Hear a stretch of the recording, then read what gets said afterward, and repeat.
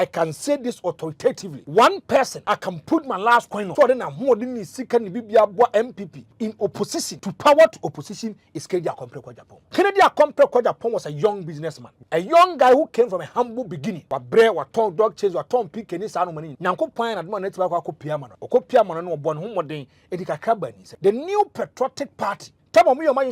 Party. If you look at a lot of people that really came on board, no beer person, but financially, the new patriotic party was down. Let's be realistic and objective. Yanka no kre because a do baby MPP nankasano. No musikasamu kuyi. Oba kaye do baby even raising resources and revenue for the party was even problematic. And if you look at Kennedy Agyapong, the kind of sacrifice and commitment and dedication from him. Now wonder minimum podi. Nimse Kennedy Agyapong. I can't win ma MPP do baby edri.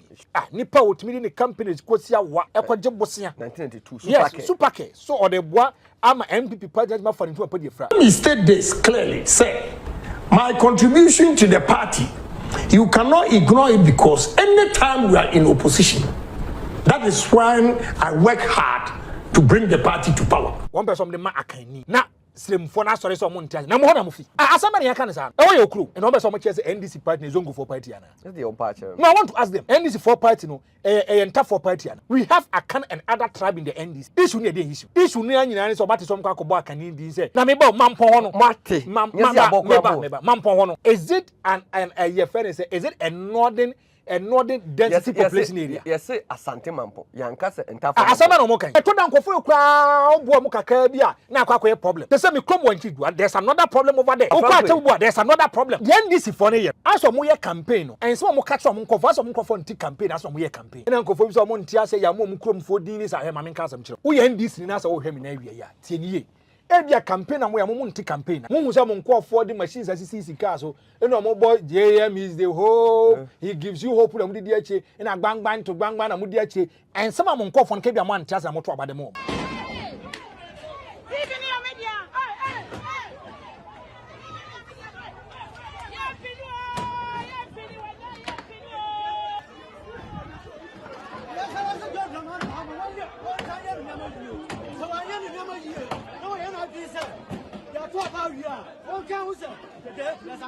Time NDC is in government, Boko is at peace. Unfortunately, as soon as NDC leaves government, the Boko crisis flares up again. The man of power. See, any time the NDC is in power, won't take Boko conflict. But if they exit power, and not take Boko conflict, he is in power. What's that? And why is a Rambo stay two nipa? Now one day see a Bow police station. Police station, my police for two them. They say a police commander. Police commander. Yeah, Mama Yarega, one day, majority leader. What is something to me? Ghanaian politician. If you use this kind of area to do politics, it will come back to haunt you.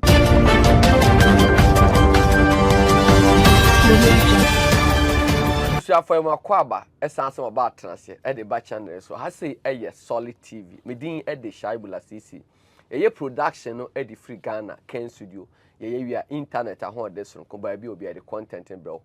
I hear force with Damasi. My darling, they be the content about Musumi. And I say, oh, she now like a page, oh, she not one like a page now. And so I sack up my new one. Now, and come out here by the barbershop. The rebuilding of the new patriotic party towards election 2028. Why an obey me a share? Actually, MPP, my MPP as I kono. Why an obey my party no? I'm cancer boom. Na a show baboom. Na first year, dear Quaco BT NDC. Shan say NDC for my tranchen. Opposition. The party what tasty power at taste opposition. Bebra a NDC. And this time no, I'm going to start you for at their bar. Or more yen near my Emma and Mabunu. Or more Ghana or more called NDC. And come on back also a beshan so a year and say ya. NDC for more Mampong so. Or more quack says a party near ma. No matter more can say. Say or more tough for more Mampong, but Nasi. Emma Santini, our Mampong, Sante Mamponi, our Santini Baba, the municipal chief executive under their foot. I said when a man for say, I see the entire for more Mamponi. Or more ya more money after money in town. We almost say, I done a trap by ism. Say what Babetana Asante Mampo, Yankata and Tafo Mampo, Asante Mampo. Now must say, Mom Penny, Emma Santini, MC. A because she had the NDC for now, or more Asante Mampo, with the enable you crash it. As in my 4 more years ago, add this own woman say, or more action a trap by you dom. and some way afro break our nano pay you the barber sumo na me twa ho aba. Finally, my family is free because of Rome Villa Estate. Yes, this estate is responsible for selling affordable litigation-free lands that have electricity, water, and accessible roads. I am so happy. For my Akwaba dada, mon come and come Franco the Taka. Franco the hater, Akwaba. Major so shabula sisi. Franco the hater. Yeah, man. Now what you say? Nyami adum. And now Saturday. And it's Saturday. The day that the Lord has made. Let us be glad and rejoice in it. Amen. Amen. So who praise be on? Amen. Presbyterian. Now kwa kuso kwa dia sorry. Presbyterian. Presbyterian. We on kwa sorry. God bless. Oh kwa dia. Oh kwa sorry. Oh Hindu. Hindu. Hindu. Dia sorry. Na me abisa me ma. India for sorry. We so we kultu amambo one papa ya we. Hindu. Was it India for sorry. Now what the India got? Ma ye nyane. And that's more. I mean before mo ye. Bella Sisi, my minche obi an no pa ya wi anu mai ahomachiri depending on your location. Let me recorrect something. And now I have to do another research. It is never ever true say abronya by na 66. Mampong there. That be Bono region. Bono there. Na 11-1. Abronya eba. Na 11-1. I'm say time kwa. Yes, 11-1. Ni abronya so why about 66. And about 111. I hear you next time some man tell us be negative 11. Na just some more dey ka dey go. Na Franco change. O say abronya eba bo na dey. Na 11-1. 11 seat for the new patriotic party in the Bono region. NDC had only one seat. That is time. Time. Anna, you got to in 2020. Abronya eba no onye chairman o. Yeah. Now so much me Philippa wasn't as much chairman most today. Nobody came and seat number by 11-1. Oh yeah. 11-1. And Abronya be take over. And Abronya should call 66. Papa mo. And I feel was they call 111. So don't be surprised. Miss I hear you see last see. Let's be explicit and sincere. Me. My catcher me who say this the man's years away and me. I'm not going to attack personalities. Yeah. I'm going to attack issues. And we can allow people to do whatever they want to do. So whatever. Me ade ba ko harmless about misconception. So we better say bia shabu CC and BBC say na something no kre. For that one I will come out and tell you where they say it, where they say it. But frankly NPP as a manyoku no omani hira hemfa. Because say wa manyoku a omo kura tumi. Ema tumi ni firi omo nsem. Omo san kase yemfa tumi nsan mo omo. Yes. E bi di say asem kan abronye. Oba na ye 11-1 in favor of MPP. What they call 66, yes. What they call 11-1. See an NDC for 11. What say your mama national organization? That be me so beba. Now we chama won to me the so. What so NDC for some pay 30%. What to almost so by 3%. Me say. Buy safe seat be the say. A dance ya sokwa. Eko. I have for no southeast. Eko. Baby na ye MPP see because I had as Asante Achem Agugo. That's Anti-Achem North. And so called. Na chairman would to Miss Ahwenya name so percent by national chairman. Maybe our Kumsin atutu. One also seat a wutu senior is was what time seat in aqua aquache. Na was so nam say or person by national woman. Party a muni passana from my catcher was less that time catches up. Manino. We look at the strength and the weaknesses of them. But frankly, the mere fact that why make it so intent because the party is not serious. No, the person can also say I have an intention, but my catcher knows I don't want to go. Two things that we are looking at. You can have the intent to go, but maybe if the person doesn't appear on a notice of puller, Naka say be all criticizing, no criticizing, whereby he doesn't appear, you've not been good to the person. And just say nyabo tenya me man kwanya hoden. Wo de din mra, obi anko fan forms. Then they say they've qualified them. Then we look at the merits and the merits. Oh, from I say, you see 100 meters. Na ma fix me. Na ma kwa rip. Meba. Na next time mo say mo team ni say kura me say ka me ko bi aja mo team. Meba, boy charge ako. So sa na ekwa boy charge ako so catch say wanted to be the presidential candidate of the MPP. It got to a point he has to pull out. Alan have to pull out. But the man can say, "Ye nya botrem fa mo lasisi. Let's get time for them." nyame ya do no bia kofa ne form ne agitum say ye biem so bia nkonkopre these people qualify sir. Then we'll go and look at their CV. We'll chronicle them. We'll look at their positives and negatives. Whereby the negatives outweigh the positives, we are not going to allow it. We are going to make sure that we are going to explain matters like this. Franco, you have heard the rebuilding of the NPP for election 2028. Be a better and my party in Moya Kono. But honorable can eka same particular video. Let me state this clearly. Say, my contribution to the party, you cannot ignore it because anytime we are in opposition, that is when I work hard to bring the party to power. When we are in opposition. What do I say? And yes, and party our power. When you seek through party no power adwuma. Now who TB a contribute to who say only contribution when you needed me most, everybody has ignored the party. Kennedy Agyapong is there. What do I say? That is the difference. I mean, making it clear to Ghanaians. Sir, when we are in opposition, I religiously get involved. Again, the contribution to the party. A man from radio station, Netu, I Sheffield. What the Franco Honorable Ken was a party in opposition and no religiously will contribute or work hard at the party by power. Until what party by Bemuna the proceed from the party at the board party only contribution Franco. If you look at every political party, a political party is to win power. Okay. Political party. I intend Franco I adore. You say they win power. So if you look at Baby Baby, I'll catch me a Republican, me a Democrat, me a Conservative, me a Labour, me a say. The primary responsibility of every political party is whereby the jurisdiction and I be one when my winning power, no by executive and a legislature and now they are forming in government. So if you look at Ghana since the Fourth Republic, the New Patriotic Party has always wrestled power with the NDC since 1992. Babisile. But then I may catch or say, if you want to see genuine people who have love for a political party, it's whereby the party is in opposition and whereby the party is financially down. They don't have resources. And if these people are able to pull up and give up their resources, these are genuine people for me. I'm re-echoing it again. Me say, political party na yet no. It's a party in opposition. Not a party in Niska. If you see individuals coming out, go into their coffers, go into their own consolidated fund to pick money. And money, they invest it in the political party for the party to win power. Even not winning power, even putting their resources in the party ahead of elections. So I'm going for their genuine, don't joke with them. Don't joke with them. First of all, if you look at among young contributors of the NPP since 1992, these are people we can say, we have to give them a standing ovation because yes, they have sacrificed and shown commitment for the party.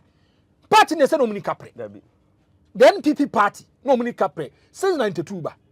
Because if you look at the New Patriotic Party, the New Patriotic Party was formed around 91, 92. Yeah.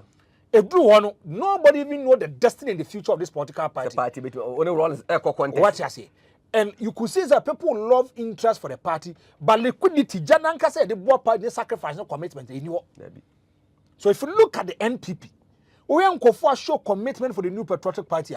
And you say, I can say this authoritatively. One person, I can put my last coin on.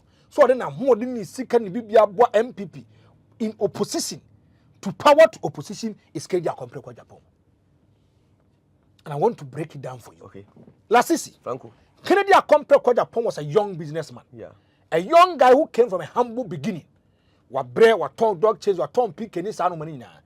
Nyanko pine at one network wa piama on it. Or piama no born home day, edika cabanism. The New Patriotic Party. Tell me your mind is on my betty party. No. If you look at a lot of people that really came on board, no be a person, but financially, the New Patriotic Party was down. Let's be realistic and objective. Yeah. Yanka no kre. Because you do baby MPP nankasano, no msikasamu nkuyi. Oba you do baby, even raising resources and revenue for the party was even problematic. Adding. And if you look at Kennedy Agyapong, the kind of sacrifice and commitment and dedication from him, none wonder, minimum podi. Nim say Kennedy Agyapong eka ho ne ma MPP du ba bia adri Sure. Nipa otimi ni companies kosia wa ekwaje bosia 1992 yes superke so or the boa ama MPP president ma for into apadi fra this same person to me born home honest ba bia de ne keka kone de me kwa koyi me hu za metimi aboa even aduboa yeah at that material moment look at the kind of money he was giving to them. This is the same person or did a company over millions of dollars just to help the new patriotic party. Let's remember this. At that time, now he has never gained anything from the NPP. Because at that material moment, NPP was not in power. They were in opposition. Yeah. And they need businessmen and people who are financially sound to help the party in making sure say, make election. They be election a capital intensive. So if you don't have the money, campaign mobile call baby and you have to come on board. And you need people, they love the party. They make sure no matter the keep beyond the member. And Kennedy have to even display it. So if you look at 1996, the kind of contribution by Kennedy Agyapong Japan. Now, though the NPP comes into power in 2000, because it's 2008, and we made the film, the reason why I made the film is say, because any person as a business person, he's also going to benefit. Yeah. But we are looking at the situation whereby the NPP is in opposition. Let's see. If you look at Mahmoud Bawumia campaign, back from 2009, Mahmoud Bawumia campaign, my main cancer back control. A man from the Musika Wuda Munina, a Bainisika. Kabia, and no one Kasasika. Because the NPP party was in power from 2016, 17, about 2025. No? If you look at the milky aspect, by the it was coming from government. Okay. Ask yourself, when NPP is in opposition, the kind of financial contribution by big men, wasn't it to politicians? Obi na catch us na bush of credit to for money for the sika kran campaign. What I say? Me say any baba akopeu. Go to them businessmen. When NPP was even in power, free. So if they go to position, go and check. Last see, me say, Kennedy Agyapong contribution to the new patriotic party when they are in opposition is enormous. No credit I want to ask you, Kennedy Agyapong establishes on Man FM. What in year? 2009. 2009. Yeah. At that time, the NPP was in opposition. Yeah. At the major problem for the NPP when they went to opposition is about communication. Yeah. Whereby they can talk to their own people, speak a common language to them. Not adding. Platform medium will be communication. Let's not forget, at that time, NDC is in power. After no matter 8 years, a common maba. And at that time, no surrounded himself with young guys, energetic, vibrant guys. They want to do something to prove to me as say and to a cries, oh, Yoko, BNI, NI, before be the call, yes, will be a company, a two company in this annual. But Kennedy had the bold and the courage aspect to open a media outlet. Or Man FM. The only radio station and TV station that was championing and preaching and praising the agenda of the new patriotic party was Kansas City outlet. Let's quantify it into liquidity. Because boiling point and boiling point. And Kwano in Tuesdays and Thursdays. Yeah. If almost started from an address 7, go to me point address 11:30 12. Go and ask Roya and Modate, or no need the general manager, any Kenneth or na company or Morani company. Ask them. So what 30 minutes of crowd you are saying. That's an opadi and so about a diaba. So quantify it in 8 years in opposition. For just or man from the 2 my yes, Asha from my just quantify it when they are in opposition. If you look at ASFM, Domso Yama MPP People's Forum, keynote, national agenda. Now, HFM Kwan, the Timia show anopa 6 to 10, MPP SM, 3 to 6, MPP SM, a total boiling point of 7 to 12, MPP SM. So, quantify that one into liquidity.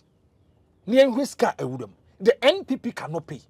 Now, Kennedy Agyapong is the only NPP person who is able to adopt 275 constituencies when they are in opposition. Sure. He was able to give them 10,000 Ghana cedis. Before say about 275 go and check when NPP was in opposition. The kind of pickups or credit buy, the kind of peripherals or the buy, 40 feet container no more the buy. Tamale conference. As seven no abosui. Savia no, the Bianca NPP for credit or Danase. Do you know why? Me can't show more trouble NPP co-opposition. That time, and mpanyinfo na gyina for the New Patriotic Party me kai Kennedy Agyapong polafo saa time ya call Supreme Court ama court obuati NPP okay ama party no ya down to 2013 me say emema ni nyina to jam after the conference 2014 okaya Kennedy Agyapong be the general secretary was say if you go into the coffers of the New Patriotic Party scale them ko 2,000 Ghana cedis 1,000 Ghana political party what take power no opposition 1,000 or accounts get them and do 10 million and that is one problem I have with the party both NPP and the NDC. The party should be a separate entity from government. The party should be a separate entity from government. Whereby the government, and them they feed the party, no, the executive always control the party. That's what I make a show you. Tiamfan said, ne, a bino a yenejuma. NPP for party was quite so fast unyeska, but it's not coming through the government. Yeah. And it's a binary mom and more muska. If the executive want to take any decision that will affect the party can stand on his ground and say, no, this one totally disagree. That we know nyadwe. But whereby party no, a binary and executive no woman my party is kabato munko chief of staff no. Debiano, the executive is more powerful than the political party. And control party. No control party. Interest first. Yes. And to put me be biaba, Adam be bia na emfa. Debia akwa me yan said Dr. China. Oh, shut up all your campaign. The kind of roadmap and the promise and the pledges are no working. And come to me, you soon me and Sapa. And can the NPP, as we are talking today, financially be a sound. But Franco, here, Tama, because the list said John. Yes. Yes, or mobile Congress Tamari, no Sancho Carter, so Munisca, my region. Can cast there be me fund conference in the coffee. Call fuck, Boaban and Boa. Lasisi. Sadiano, Omoya ya ankai to take the spirit of NPP away. Omoya region. Oh, man, Casam so. Yam fan say, Yen na ye tiffy. Na ebia bunya bia ya adwense yakwana na honi nkudim komosere. Da bia papa tofu oguka munieko. Then one fine morning on the 25th of December, our father looked straight into our eyes and tell us, say, Yentimi mkona na ho adanya. Minike sika mide, and I said Minike can make tofu oguka mu. Ami akona na ho. How are you going to feel? Abamu beba. And a GD was our papa because I sent papa here. Thank you. So one, Kennedy Agyapong Agyapong, but you would be a Yankopon Shano. He was very smart and can on the Biamaka Lasisi. One man Kennedy need come down a different. But if you get close to Kennedy Agyapong Agyapong and you talk to him, only dim coma is a different thing. I'm telling you, Kennedy in quality who in your beyond and your person of political massa. We see can keep down this one. Don't try. And me have been done numerous of occasions. Open nipa ba kwa be na me pege na do green nipa ho. Na elbia onya na adwens o da bi pese bia me dabi. He will advise you for on fine yana semwa. Lasisi, if you look at the economy na, me so mo to boy Kennedy Agyapong they have nothing in their coffers. I'm telling you, party ni kapre. Party ni kapre. And it got to a point NPP for no crab catches so baby I didn't do any crowd or thought by thought in the acquired region we are acquired region we now if you look at the history and the genesis of the NPP, anytime they have to go to Congress, they go to Congress whether they have money or not. Yes, so you have taken the spirit and the tradition of the NPP away. But Kennedy, and we said that we have to be more serious about it. This is one person who says I'm going to finance the Congress. So is a part no opposition. The way for it, how do pay nipa bay no so mo handle. Na do mo to abawi obi ato wuram. I want to abawi yi. That be am catch us say open kofa now they are the new successors for the New Patriotic Party is this Tescom. That be am catch us Tescom na kwa say football academy. Yeah. A academy ultimate infusing krani be the senior team whereby we we do yes. Now, if you look at the NPP, quite almost fast on the test conform to no man trap up. No man trap up. Or would you soon cranny damping Corano? Spurs. But they need someone who have to re-energize them and tell them, say, Jack, all hope is not lost. And then Kennedy Agyapong Agyapong started.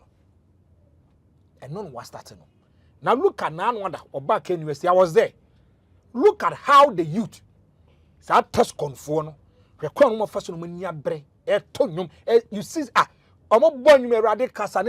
you see some of them crying. because this is their party. Where there are a lot of people that have benefited from the NPP through Tesco. So here I asenso boache mo ne the lies of Nana Bimu na Tesco Samuel Kumu Tesco. So anko krampo no mom na nke so do man ho de no attention na wura Tesco to help them. But can they compare Agyapong atene chire ehun se dabi ba bia de ne keka Kennedy. All of us have to come on board. And there's one thing Kennedy is doing, I give a standing ovation. No matter the vilification and the attack of the corner, so baby Obekobia, he still speaks about unity and strength. Obekobia. So party mu here en kabum hisia. Lasisi. Enya motrobo nyon kabumu. Masrimani mamuna mitrim debi. If they really want power, they should solve all their differences in a genuine way. In a genuine way. Unu betimi obi anya asem, magia manaka, oboa na nipa ni mo besere. Be wachi kwa dia fe kwa na bi obesen atetew kwa mo. So option near Kennedy Agyapong ye the party free opposition ba mu or try so contest almost 10 cents of Kennedy Agyapong. So Kennedy Agyapong continue to still work hard for the party. Tie, me no mienu. Say catch Kennedy Agyapong Agyapong cross wonya party na chidi we are crying more than they believed. Ono otibonsu any director do say. Ba akoso so wa yo, techima ho Jeffers. Chairman. Hey, one so chairman. Lasisi. One of the techima constituency chairman. I don't support na bibia man sa wa na. So what okay, question about don. There be me so some kofo do my child. And here you even have problems with them. Hwe say otibonsu. Asem se me yemfida. Ye dru denya to agu. Dan makoma kudu. Anopa 5:30 a.m. Me say me form bele say me hwe otibonsu. O se de wuye bia agya na hia me. Nko hia no. Franco. Onu nua sha agu aye pa de mu ye mo bo ma party na konka ba yesre mo. Eye dan no mabu atu agu. Into Mr. Munchaso. I'm saying, hey, then we are kind more than they believed. Kennedy compare Agyapong. No matter the work coming now, the man still have a certain kind of love for the party. Me, today I want to say this on authority. Mum said I'm a catcher can say you should go independent. Yeah. Was it can go independent? What did you catch them? What's the problem? Yes, I've not been fair to the NPP. Many network no confidence. Na papa yipa. Me say look at the kind of problem that you are going through. Your own people are going after you. They are saying 10 cents of Kennedy Agyapong Agyapong. Oh, you lose to Kanisa no man. Oh, you number one problem for the NPP. You took them to opposition. And I'm a chronicle the channel.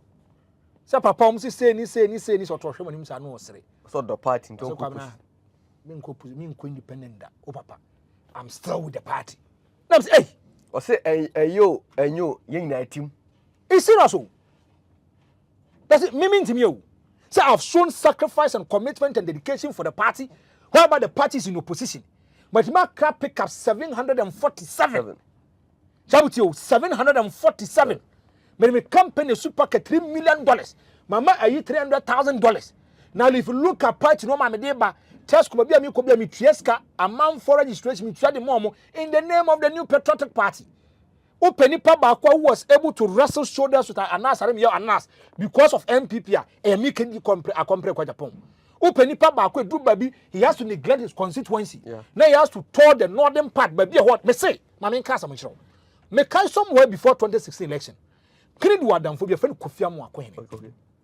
Atebu Amantin. All an person obey MP. For the first time in the history of Ghana politics since 1992. Now, if you look at NPP, it means we know Atebu Amantinda. Me say, Kennedy mu kopie mo kentampo koye campaign. Ombedu Atebu around 1 a.m. Still, now man for train. Kennedy say he's going to win this seat for the new Patriotic Party and Kofi Amoakwe. He delivered. That time no, Sanja Nanja was the MP for Atebu Amantin. Sanja Nanja. Yes. Me say that day Kennedy came with Armstrong Issa. And I just want no be do. Still, a man for some more change Kennedy Agyapong Agyapong. Yeah, if you look at Kennedy, the year ni Okodina Poachi. Yeah. Akoye campaign di manapo. Whereby an upon so to a war catcher or say, where your Sylvia Berlusconi nanka no mo ye no could be present. I would have din yankopo. Doesn't be a move. And no more ye ya. And that day when I was on the 2 TV, me say Kennedy Agyapong Agyapong. The parable of the sower. Me say who sends so the group and almost sends so the group form.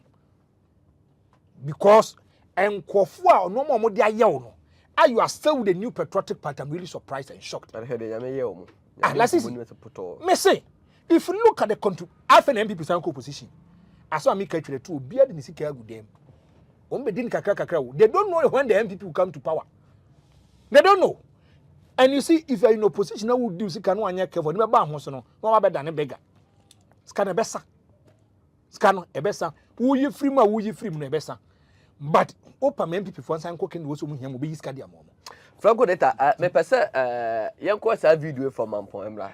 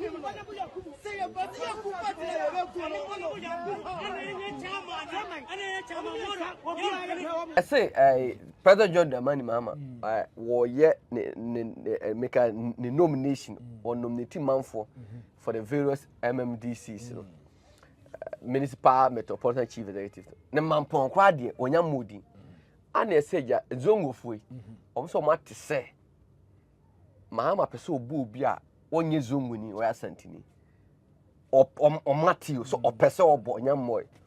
What says part 2 office in Yama. So Asantini or one Mampong. More police service. They should go and arrest all of them. Yes, they should go and arrest all of them. Lasisi. Okay. Me sometimes I don't want to do tribalistic issues. Me especially tribalistic religious. I am a analysis. I don't want to bring them. But sometimes we are forced or we are pushed to talk about it. Jedikai. Zongo for no years you don't hail from that area. Meba, young fan is a micrum wenchi. And I'm a chromatum. The young fan is a MCD. One person the ma akani. Na slim for na sorry some money. Na mo na mufi. Somebody I can say no. Oh your crew. The party no, Dabi. And Zongo for na. Lasisi. And number so much as NDC party is Zongo for party ana. That's the own party. No, I want to ask them. NDC for party no, enter for party ana. We have Akan and other tribe in the NDC. Issue near the issue. Issue near any so much some kako ba Kennedy say. Na meba Mampong hono. Meba Mampong hono. Is it an is it a northern density population area? Yes, say Asante Mampong. Yankase enter for. Asama no mo kan. E to dan kofo kra obo mo kakra bia na akwa problem. Anonim.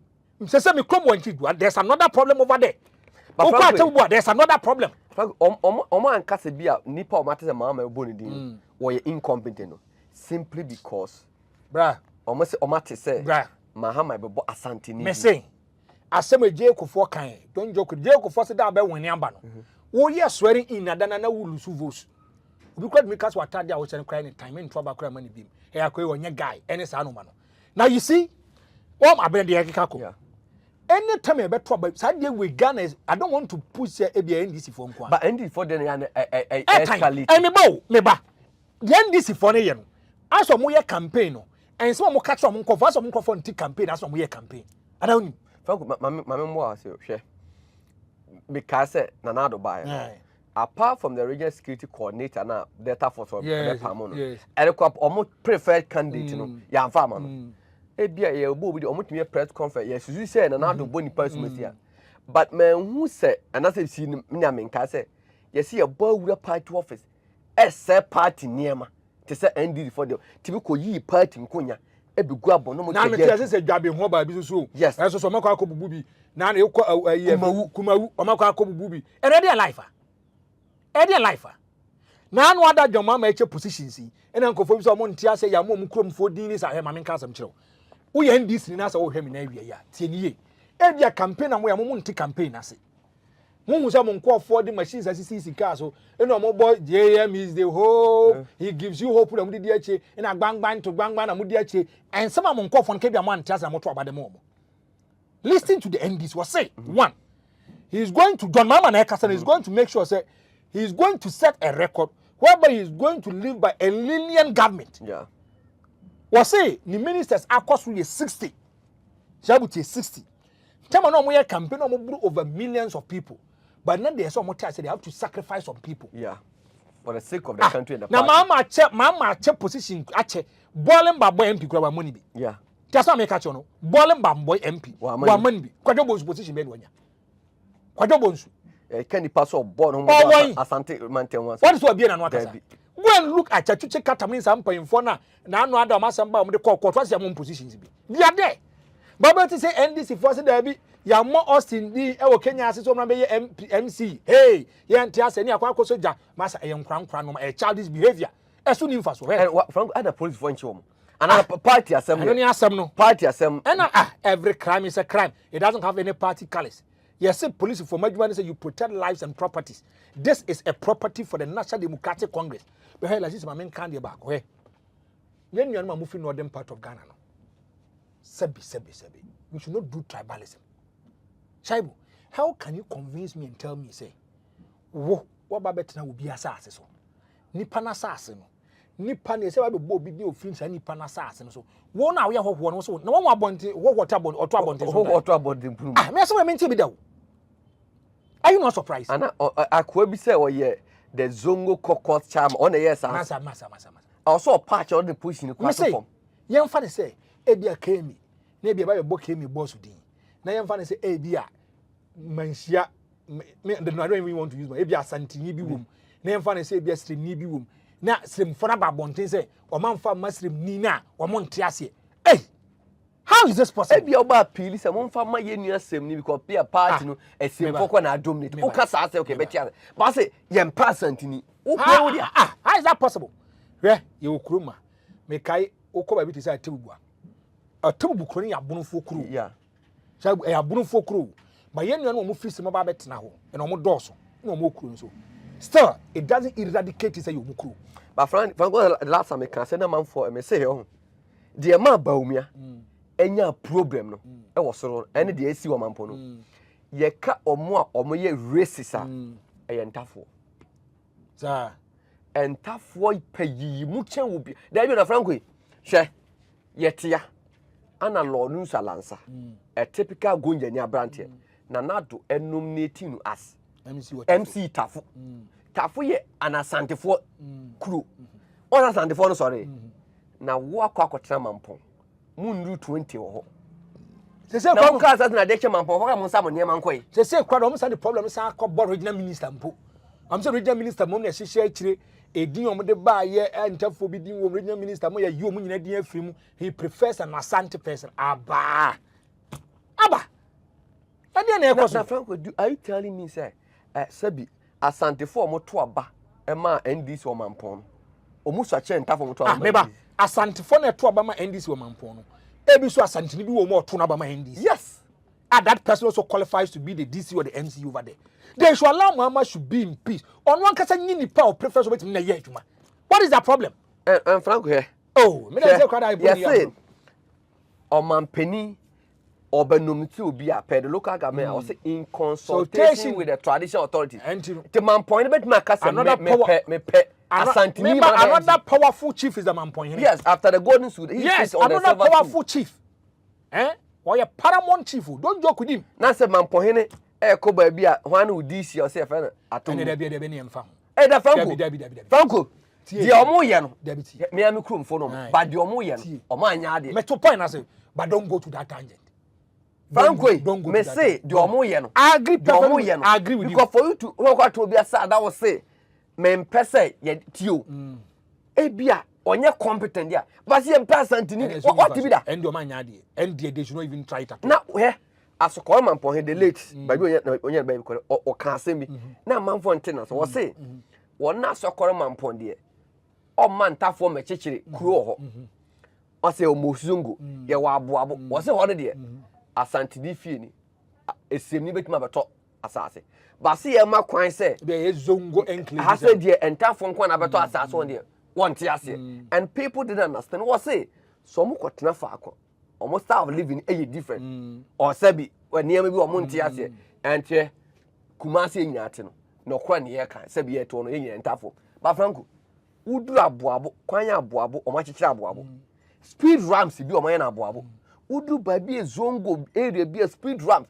omo timi ne cement and mortar no mo de abetim kwan so ade omo ye speed ramps say omo nse Franco obetima koduru zongo Friday no me signpost we so prayer time o ma close kwan no na musa me ma so ne presby aso presby da ben na Sunday ye de ade akosi kwan mu say eye prayer time they should stop it enya de ebeboa enti ade na akoso Mampong no ezo mujai zongo he na o Mampong onu o manim no mkopa chawo no mkopa Mampong he na chawo because that all transfer ba o man because lo nu salansa ebe ye MC na say alidu ya asokore Mampong alidu asokore MC o asokore Mampong asokore Mampong fo ankasa asokore Mampong na ankasa so ante mempe me say atebu sanja na njanyi wo me di MPK ko be di MC akoya okodi MP a o mi baladu menu so e basa okodi MPM say afa no south east and fa ye besre sa de we su nimfa so it is irrelevant, it is immaterial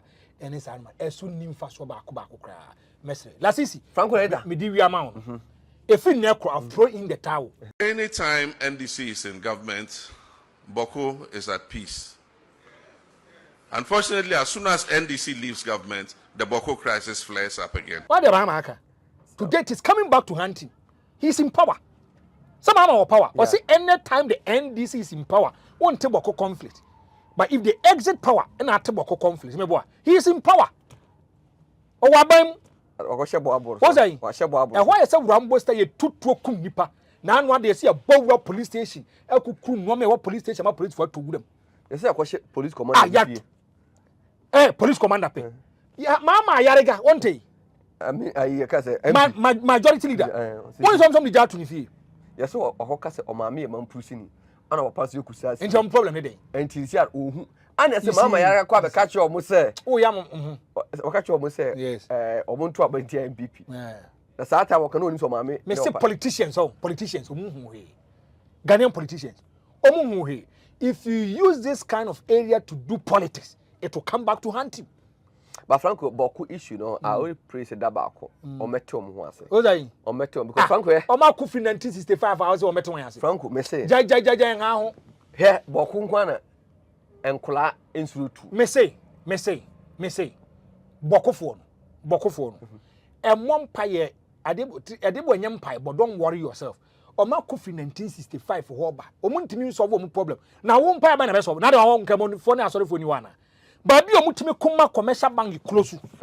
Omutimi kuna edid ya tum. Omutimi kuna chief justice the letter basa me nko bie court. Omutimi kun na nkra aye for mu school.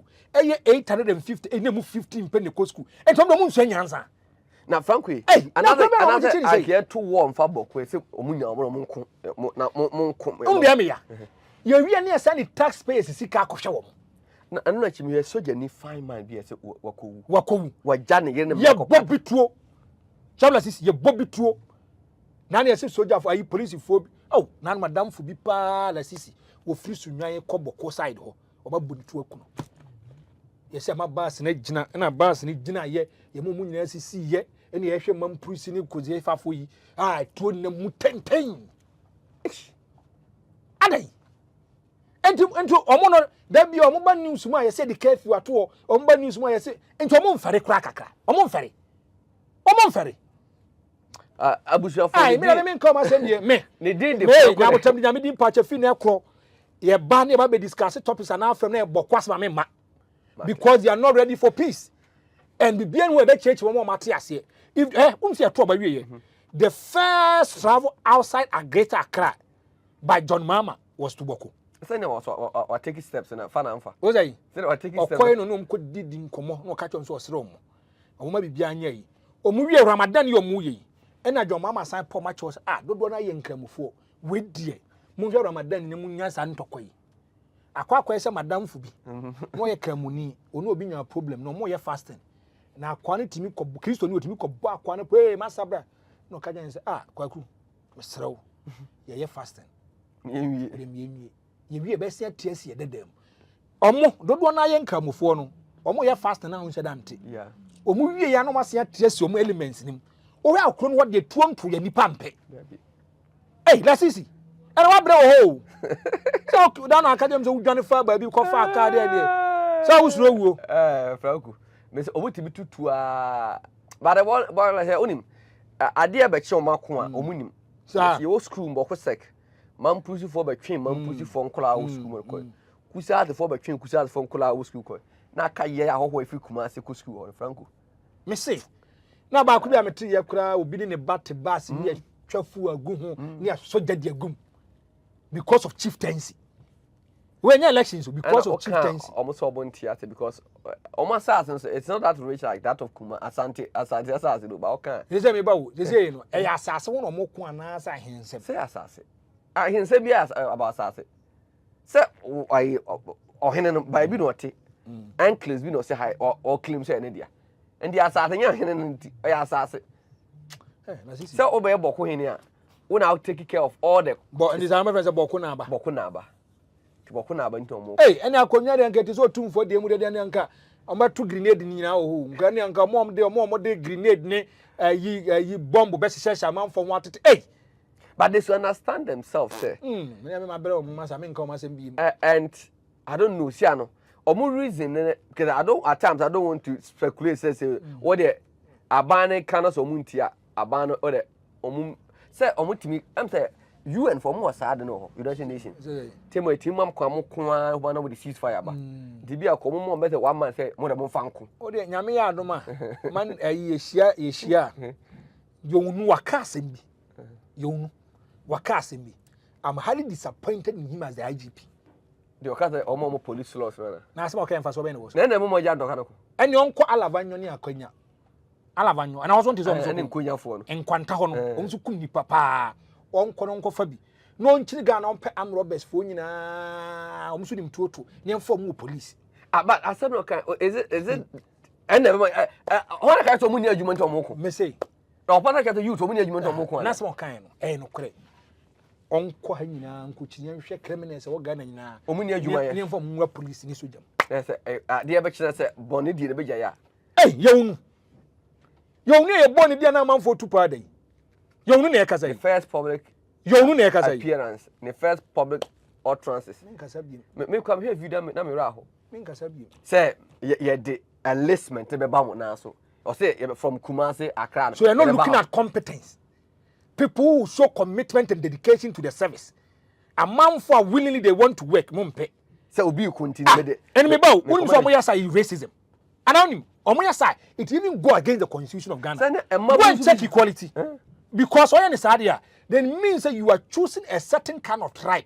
you are choosing a certain kind of region at the expense of the 15 regions said the one western for almost the anonym almost the abona the enlistment I don't know what kind of so it means that they ba ko be boa pa and say it's also motivating people to fight yenya tribal war ne sanu man and be from your police ne abre police lot how you talk this way abusuan for ne din de Franco the hater me so me din de Shaibula si fa sadama osembe won ja bless adom do me be share da foforo I can say this authoritatively. One person, I can put my last coin on. So then I'm more than NPP in opposition to power to opposition is Kennedy Agyapong. Kennedy Agyapong was a young businessman. A young guy who came from a humble beginning. But bread, what torn dog chase, what torn pig, and his money. Now, point at one network, Piamano. Or Piamano, no one who more than Edika Cabani. The new patriotic party Tell me your mind is on my party. If you look at a lot of people that really came on board, no BR person, but financially, the new patriotic party was down. Let's be realistic and objective. Yan cannot create because a do baby MPP Nankasano, no Musikasamun Kui. Obaka do baby, even raising resources and revenue for the party was even problematic. And if you look at Kennedy Agyapong, the kind of sacrifice and commitment and dedication from him. Now, what minimum podi. Nim say Kennedy Agyapong, I can't win my MPP do baby edri.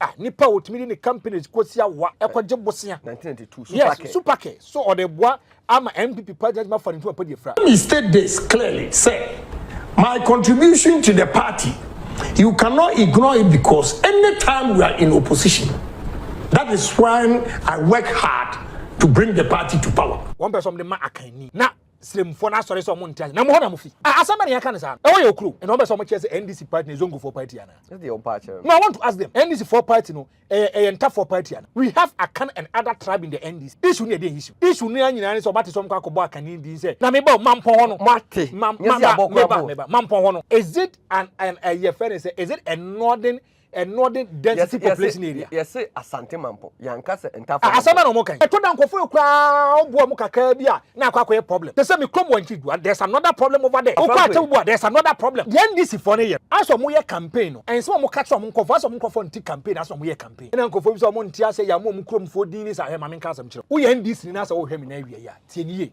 Ebia campaign am we am nti campaign mo hu say mo nko afford the machines asisi car so eno mo boy JM is the hope he gives you hope na mo di achi na gbangban to gbangban na mo di achi en sama mo nko afford ke bia mo anti asa mo to abade mo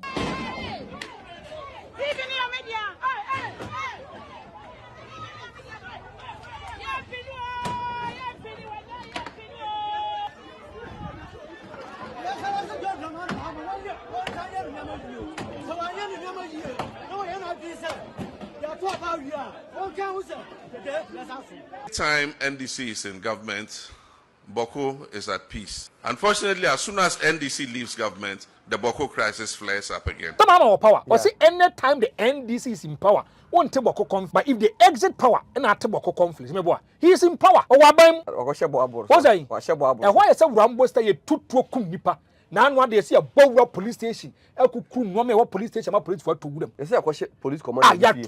Police commander pay. Yeah, Mama Yarega, one day, majority leader. What is something the to me? Ghanaian politician. If you use this kind of area to do politics, it will come back to haunt you.